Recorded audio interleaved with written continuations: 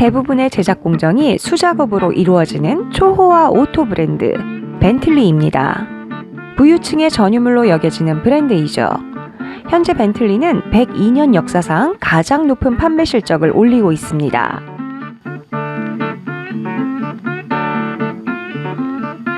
시속 320km를 넘고 포르쉐만큼 빠르게 가속할 수 있는 12기통 엔진이 장착된 벤틀리는 아주 멋진 차이지만 그 가격은 정말 사악한데요.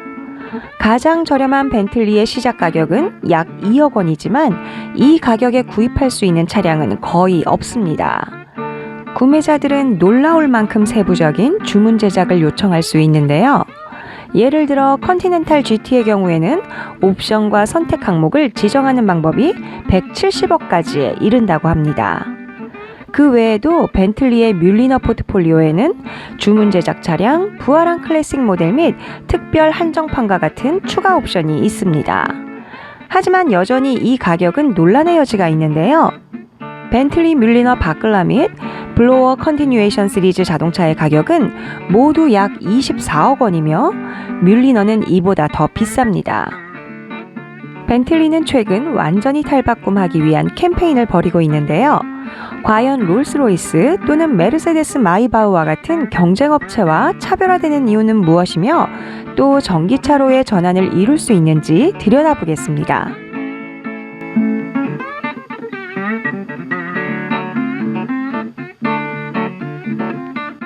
벤틀리는 1919년 월터 오웬 벤틀리에 의해 설립되었습니다.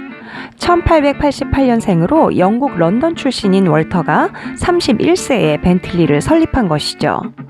엔지니어이자 카레이서였던 월터는 고품질 구조와 고성능을 결합한 자동차 브랜드를 만들고 싶어 했습니다. 벤틀리 형제는 프랑스 자동차 회사인 DFP에 차를 수입하는 사업을 시작했는데요. 수입 사업을 하는 동안 월터는 88%의 알루미늄과 12%의 구리 합금으로 이루어진 더 가벼운 피스톤을 개발했습니다. 새 피스톤의 성능은 성공적이었는데요. 수입한 차량에 이 피스톤을 추가 장착하고 대회에 출전한 월터는 1912년과 1914년 사이에 여러 번의 승리를 거두었습니다. 또한 1927년부터 1930년까지 르망 레이싱 대회에 출전해서 4년 연속 우승을 차지하기도 했습니다. 이렇게 전성기를 누릴 듯했던 벤틀리는 곧 암흑기를 맞게 됩니다. 1929년 대공황이 발발하면서 호화 사치품에 대한 소비가 위축되었기 때문입니다. 벤틀리는 자금난에 시달렸습니다. 부채를 갚지 못한 벤틀리는 결국 1931년에 롤스로이스에게 매각되었습니다. 롤스로이스는 벤틀리 모터스라는 자회사를 설립하고 1970년까지 40년 동안 벤틀리를 소유했습니다. 대공황에 이어 세계 2차 대전까지 롤스로이스나 벤틀리 같은 초호화 브랜드에게는 힘든 시기였지만 특히 벤틀리에게는 긴 암흑기로 들어가는 시발점이었습니다. 1931년부터 2004년까지 생산된 모든 벤틀리 차량은 롤스로이스의 셰시를 사용했고 롤스로이스에 개조된 엔진을 장착했습니다. 비평가들은 벤틀리를 배지 엔지니어링된 롤스로이스라고 평가했습니다.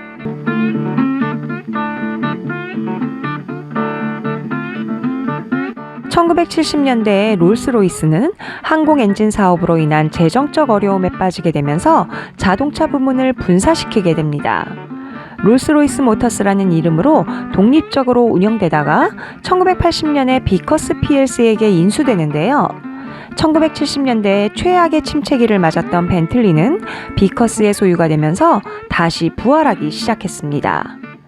1980년에 출시된 물산은 고성능 럭셔리 자동차로 벤틀리의 원래의 이미지를 되살리는 데 성공했습니다. 1997년 비커스는 롤스로이스 모터스를 매각한다고 발표했는데요. 여기에서 복잡한 문제가 발생합니다. BMW는 그간 벤틀리와 롤스로이스 차량에 엔진 및 부품들을 공급하고 있었고 비커스와 항공기 엔진 제작에서도 협력 관계여서 당연히 BMW가 매수할 것으로 여겨졌습니다.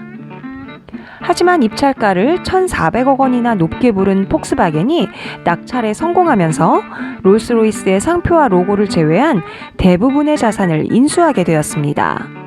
상표와 로고는 롤스로이스 모터스가 아닌 항공엔진 제조사인 롤스로이스 PLC가 소유하고 있었기 때문입니다. 롤스로이스 PLC는 항공엔진 제작의 협력관계였던 BMW에게 우호적일 수밖에 없었고 BMW에게 상표와 로고를 넘겼습니다. 결과적으로 롤스로이스의 제조 공장과 여신상 마스코트, 레디에이터 그릴 디자인 등은 폭스바겐이 소유하게 되었고 상표와 로고는 BMW가 소유하게 되면서 아주 이상한 상황에 놓이게 됩니다. 이후 BMW가 1년간의 유예기간을 두고 롤스로이스 제품에 대한 엔진 공급을 철회할 수 있게 되면서 상황은 BMW에게 유리하게 흘러갔습니다. 폭스바겐이 1년 만에 롤스로이스용 엔진을 자체 개발하기는 힘들었기 때문이죠. 긴 협상과 몇 년간의 유예기간 끝에 롤스로이스는 BMW의 브랜드로, 벤틀리는 폭스바겐의 브랜드로 하나씩 나눠 가지면서 마무리가 되었습니다. 엔진 제작에 뛰어난 기술력을 자랑하는 독일차 회사들도 영국차의 럭셔리함을 무척이나 소유하고 싶었나 봅니다. 폭스바겐은 벤틀리를 앞세워 럭셔리 자동차 시장을 공략하기 위해 노력했는데요. 벤틀리의 부활을 위해 무려 2조 원의 투자를 했다고 알려져 있습니다. 벤틀리는 여러 면에서 롤스로이스와 비슷하지만 롤스로이스의 강조점은 지상에 떠 있는 것처럼 느껴지는 승차감에 있습니다. 가격대도 롤스로이스가 더 높게 떠 있는 편이죠. 벤틀리 역시 고급스러움과 맞춤형을 제공하지만 고성능에 훨씬 더 중점을 두고 있습니다. 폭스바겐의 전폭적인 지지를 받게 된 벤틀리는 이제 긴 잠에서 깨어나 제2의 전성기를 맞고 있습니다.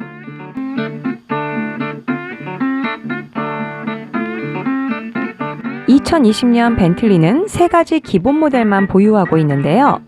투도어 쿠페인 컨티넨탈, 4도어 세단인 플라잉 스퍼, 그리고 SUV로 나온 벤타이거가 바로 그 3가지 모델입니다. 2020 벤틀리 플라잉 스퍼는 최고 시속 330km로 양산형 세단 가운데 지구상에서 가장 빠른 세단이라는 영예를 안았습니다.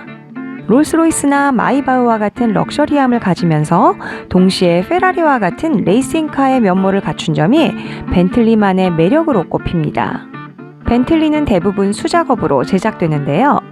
컨티넨탈 GT를 만드는 데는 약 110시간이 걸리고 플라잉 스퍼나 벤타이거를 만드는 데는 약 130시간이 걸린다고 합니다.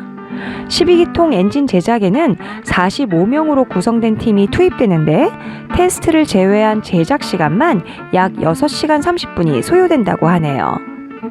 평균적으로 벤틀리는 하루에 50대의 컨티넨탈과 플라잉 스퍼, 그리고 40대의 벤타이거를 만듭니다. 일반적인 자동차 생산량과 비교하면 폭스바겐의 골프 같은 경우 하루에 2,200대가 만들어진다고 합니다. 벤틀리 뮬사는 원래 생산하는데 400시간이 걸렸습니다. 벤틀리의 뮬리니어 맞춤형 자동차는 차량에 따라 훨씬 더 오래 걸릴 수 있는데요. 블로어 컨티뉴에이션 시리즈에 있는 12대의 차량을 모두 만드는 데는 1년이 걸린다고 하네요.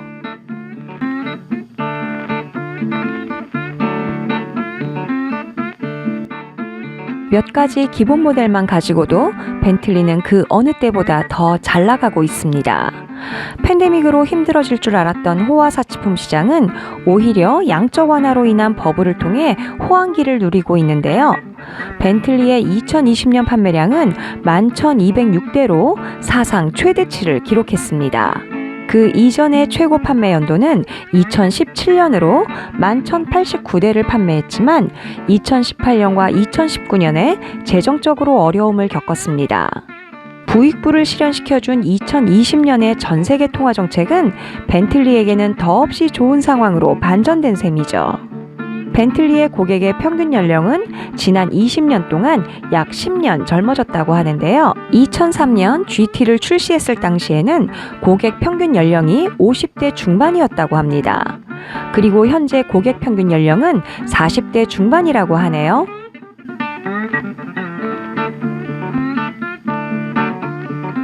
이제 막 제2의 전성기를 맞게 된 벤틀리지만 바로 다시 자동차 업계의 과제에 직면하게 되었는데요. 탄소 중립과 전기차로의 전환이 요구되기 때문입니다. 플라잉 스퍼와 벤타이거는 하이브리드로 제공되고 있으며 컨티넨탈 하이브리드는 2023년까지 준비될 예정이라고 합니다. 완전한 전기차는 2025년에 출시될 예정이며 벤틀리에서는 이 차량이 탄소 중립적인 세계 최초의 고급 자동차가 될 것이라고 발표했습니다. 사용 가능한 수명이 다한 자동차에 대한 전략도 마련할 것이라고 전했는데요. 벤틀리는 1919년 이후 생산된 자동차의 80%가 여전히 도로에서 주행 중이라고 밝히기도 했습니다. 벤틀리에게 폭스바겐과 연결되는 것은 전기차로의 전환에 있어서 매우 중요한데요. 폭스바겐이 소유하고 있는 아우디나 포르쉐의 플랫폼을 공유할 수 있기 때문입니다. 통합 배터리의 사용도 전기차 전환에 도움이 될 것으로 예상됩니다. 한 가지 더 해결해야 할 문제라면 고급차의 고유 상징이라고 할 수 있는 8기통 또는 12기통 엔진 소리를 거의 무음인 전기 파워트레인으로 교체하게 되면 특유의 벤틀리스러움이 사라질 것이라는 의견입니다. 최고급 자동차들이 어떤 선택을 할지 귀추가 주목됩니다. 재밌게 보셨다면 구독, 좋아요 부탁드려요.